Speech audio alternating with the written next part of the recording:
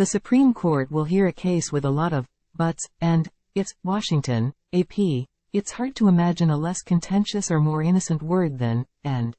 But how to interpret that simple conjunction has prompted a complicated legal fight that lands in the Supreme Court on October 2, the first day of its new term. What the justices decide could affect thousands of prison sentences each year. Federal courts across the country disagree about whether the word, as it is used in a bipartisan 2018 criminal justice overhaul, indeed means and, or whether it means, or even an appellate panel that upheld a longer sentence called the structure of the provision perplexing. The Supreme Court has stepped in to settle the dispute. It's the kind of task the justices, and maybe their English teachers, love. The case requires the close parsing of a part of a federal statute. The First Step Act, which aimed in part to reduce mandatory minimum sentences and give judges more discretion.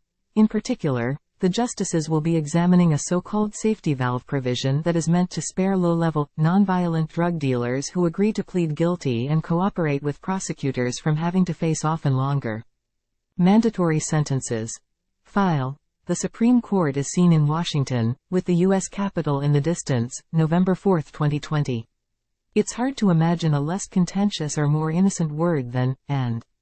But how to interpret the simple conjunction has prompted a complicated legal fight that lands in the Supreme Court on the first day of its new term.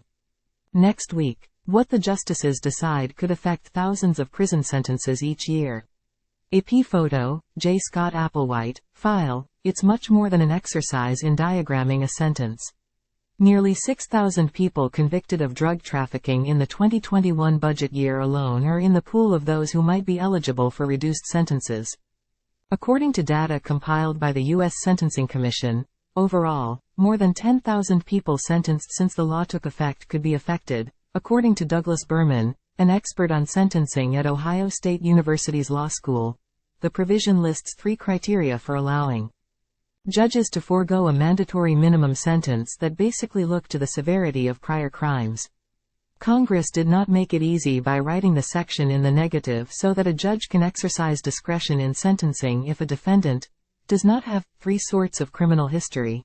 The question is how to determine eligibility for the safety valve, whether any of the conditions is enough to disqualify someone or whether it takes all 3 to be ineligible. Lawyers for Mark Pulsipher, the inmate whose challenge the court will hear, say all 3 conditions must apply before the longer sentence can be imposed. The government says just one condition is enough to merit the mandatory minimum. Pulsipher pleaded guilty to 1 count of distributing at least 50 grams of methamphetamine. 2 of the 3 conditions applied to Pulsipher, and that was enough for the trial court and the St. Louis-based 8th U.S. Circuit Court of Appeals to make him eligible for a mandatory sentence of at least 15 years. He actually received a 13.5-year sentence for unrelated reasons. Now 61, Pulsipher is not scheduled to be released from prison until 2031, according to Federal Bureau of Prison Records. Appeals courts based in Chicago, Cincinnati and New Orleans also have ruled against defendants. Courts in Atlanta, Richmond, Virginia and San Francisco have ruled to broaden eligibility for the safety valve reductions. In one case in Texas, Nonami Palomares, who was caught with heroin at the U.S.-Mexican border, was given a mandatory 10-year sentence because she had a previous 20-year-old drug offense. She might otherwise have had 2 years knocked off her sentence. But in San Diego, Eric Lopez had about 45 pounds of meth on him when he was arrested, qualified for the safety valve, despite his own earlier conviction, and avoided an additional year behind bars. U.S. District Judge James Lorenz wrote in Lopez's case that the law was ambiguous. Both Palomares and Lopez's cases could be affected by the Supreme Court's decision. Linguists who specialize in the law submitted a brief in which they wrote that surveys they conducted found people thought the language was either ambiguous or should be read the way Pulsipher's legal team argues. Time equals 400 ms greater than fam, which advocates against mandatory minimum sentences, has joined criminal defense lawyers and the American Civil Liberties Union in a filing that argues that mandatory sentences are entirely at odds with what Congress sought to achieve in amending the safety valve provision.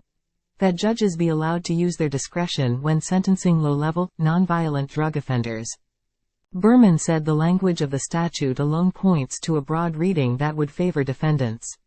But the concern about the broad reading is that it basically covers everybody. I think it's right that that wasn't Congress's intent, Berman said, echoing arguments made by judges who sided with prosecutors. Time equals 400 ms. greater than on a court in which several justices across the ideological spectrum say they are guided by the words Congress chooses, with less regard for congressional intent, that might be enough to favor defendants. In addition, Justice Ketanji Brown Jackson's prior experience as a member of the U.S. Sentencing Commission also could be important to the court's resolution of the case. The safety valve has been attractive both to prosecutors and defendants because it helps obtain convictions faster and allows for more nuanced prison terms, Berman said. Congress could clarify the law, no matter which side wins. Even if Pulsifer prevails, judges will not be obligated to impose lower sentences, Berman said. They just will not be compelled to give mandatory ones. A decision in Pulsifer v. U.S. 22-340 is expected by spring.